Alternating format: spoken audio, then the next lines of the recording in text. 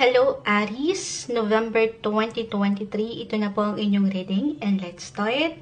Ano nga bang parating sa inyo ngayong buwan? Hingi tayo ng ilang messages para sa inyo gamit ang tarot at itong oracle card na matatawag natin, yung card Captor Sakura. Actually, kaka-purchase lang natin. Naaliw lang ako kasi favorite ko si Sakura.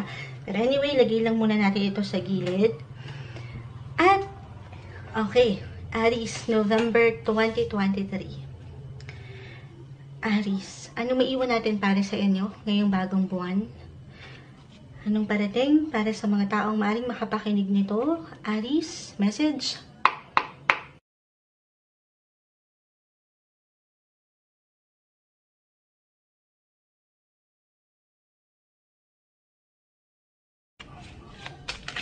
Okay, so may ilang cards na magsak dito. Three of Wands, reverse. The Knight of Swords, reverse, and the Nine of Wands. Okay. So, I'll be straightforward dito. Aries, November 2023. Hindi ko ito tatamisan, pero naway wag lang din po lalaliman yung ilang messages. Mensaheng gabay lamang po.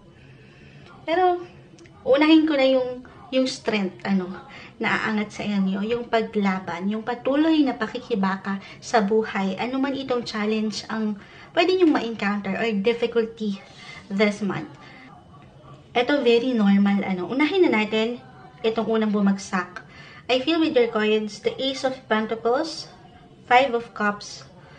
Okay, both are in reverse. Actually, lahat sila reversal, yung energy, reversal cards, pero hindi naman po ibig sabihin ay hindi okay. Okay, meron lang yan kalakip na mensahe.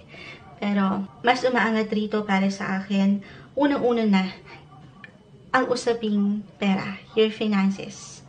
Guys, just only take what resonates, pero this month, maaring makaramdam kayo ng ilang, kumbaga, higit na paggasta or paglabas ng pera.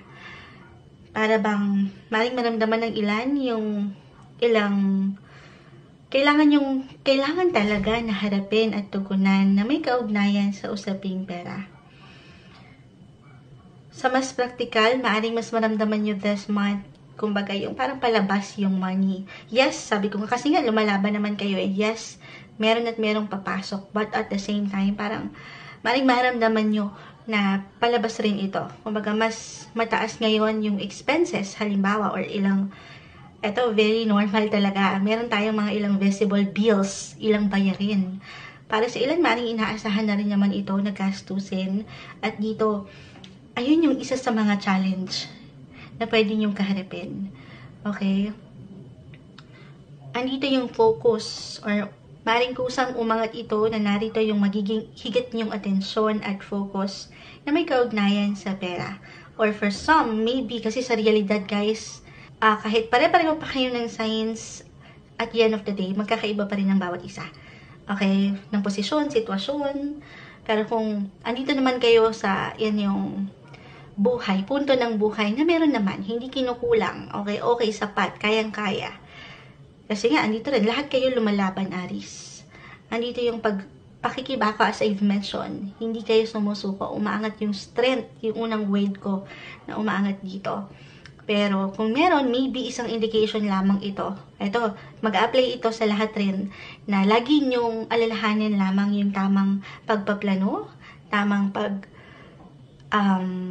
lalaan nyo or paghawak nyo sa inyong pera. Or maybe lagi nyo rin alalahanin yung tamang responsibility kung paano nyo pinanghawakan ito. Ito, hindi isang financial advisor ang Moonchild, simpleng tarot card reader lamang po ako. Pero kung nanaisin, halimbawa lamang, kumausap kayo ng mas nakakaalam kung paano nyo pagkagalawin ang baso.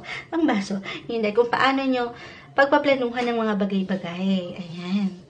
Nang hindi kayo, kumbaga, nag-i-struggle sa ilang pwede nyong higit na tutukan or pag-alayan. Or sa mas practical din, kahit this month, alalayan nyo ang inyong mga sarili sa paggasta. Na, kumbaga, unahin nyo na lang muna yung ilang alam nyong mas mahalaga na pagtuunan ng pansin or bilhin. Okay? Money-related matters yung maangat dito. Relationship-wise, maaaring makatulong sa inyong mga kapareha, couples, married na, or nasa isang relasyon. Meron ako ditong parang ilang plano together. Kumbaga, meron ka ditong kaagapay, Aries, na sabi nga nila, nadadaan naman sa pag-uusap, sa pag-aksyon ng ilang bagay, gaano man parang ang hirap punan ng ilang kakulangan. Meron kayong ma-accomplish, i-claim na natin yan, gaano pa man yan kalaki or kaliit, pero ito ay malalagpasan. Ayan, sumasang-ayon po ang aking pamangkin, kung meron kayong marinig na ingay ng bata. Pero, sa bawat galaw mo, well, ito, ano man ang status ng iyong relasyon, Aries, single, in a relationship, or married, meron kang kaagapay. Single, maring ito ay may kaugnayan sa partner mo in business or partner in life or matatawag mong partner in crime. Ayan. Pero kung andito ka, bilang kayo, andyan yung strength in you, yung fire in you, Aries. Kumbaga, very independent. This is the best month to review your life, your finances, or your money sector, or life in general, kung ito ay higit na mag-reflect sa relasyon. Life review. Ayan. Pag nilay-nilayan ng ilang bagay. Especially kung meron kayong nais gawin na ilang changes na pwedeng, kumbaga, big moves ito. Kumbaga, pag-aaralan, of course, nang hindi kayo nagmamadali. Kailangan nyo ditong mag-ingat. Okay? Be careful sa pagbuo ng decision last month. Sabi ko nga, kung kinakailangan nyo munang magtanong rin sa ilang tao sa inyong paligid na higit na nakakaalam. Halimbawa, meron kayong investment. Diyan, ayun, iyak yung aking pamangkin. Diyan, pagdating sa investment, kaakibat niyan ang pera. Hindi ba? So, yung communication din sa partnership na ito, pag-uusapang mabuti, yung bawat galaw ay pag-aaralan. Okay?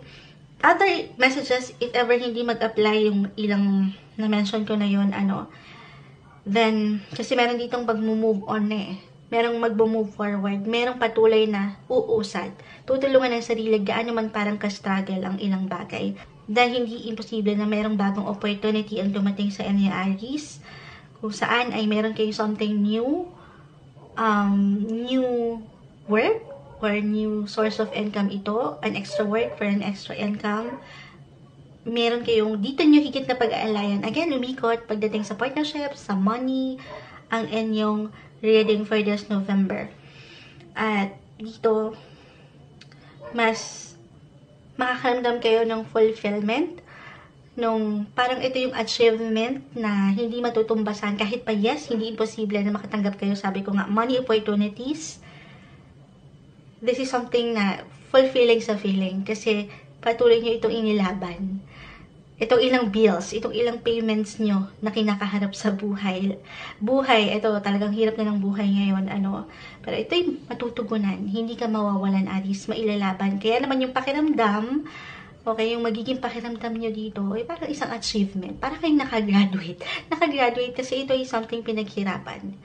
Patuloy na magmumula sa inyong pinaghihirapan, pinagtsatsagaan, sa sipag at tsaga ngayong buwan, Aries. Kuha tayo. Okay, tingnan natin kung anong maaaring iwan sa inyo ng card captor, Sakura.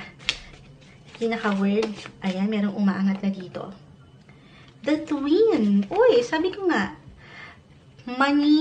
money-wise or money-related matters, yung aangat na may kaugnayan sa partnership. So, relationship. Maging ano pa man ang katayuan ng iyong buhay. The Twin. Merong pagtutulungan. Meron kang kaagapay dito, Aries. Hindi ka nag-iisa. Or sa mas practical, merong pag-angat ng something twin. Okay? Ngayong buwan. Or any related na merong magkakasabay or meron talagang twins. Kasi ito yung umaangat. Okay? Para sa ilan, maaaring maka-encounter ng twins, ng kambal, or anything related sa salitang twins. Para sa inyo ngayong buwan, Aries.